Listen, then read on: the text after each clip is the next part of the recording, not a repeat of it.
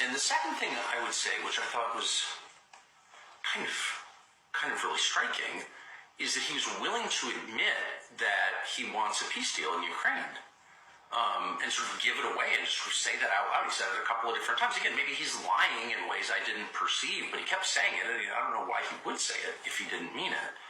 And of course there is, as a matter of fact, there is evidence overwhelming that there was a peace deal or part of a peace deal at the beginning of peace talks, a settlement of some sort on the table a year and a half ago, that the former Prime Minister of Great Britain, Boris Johnson, scuttled on behalf of the Biden administration and convinced Zelensky and the Ukrainian government not to enter into these talks. I mean, that's kind of an established fact.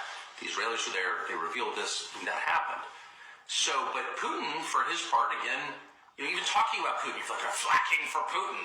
I'm from La Jolla, California, I'm flacking for Putin. Please. I'm just trying to assess this rationally.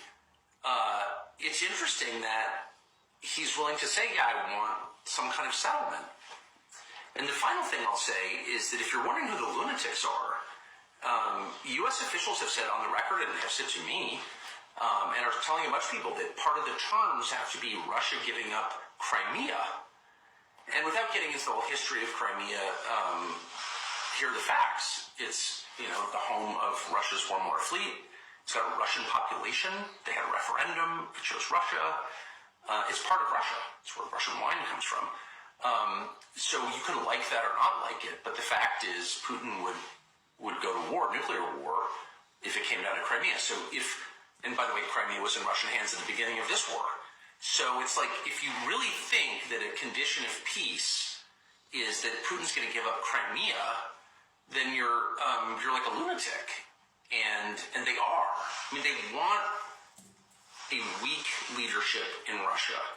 And the question is, why would you want that? How is that good for the United States? I'm not defending Russia, I'm defending my own country. A weak central government in a nation with the world's largest nuclear stockpile is insane. Especially a country as large and potentially fractious, with this many languages, ethnicities, religions, 20% Muslim population.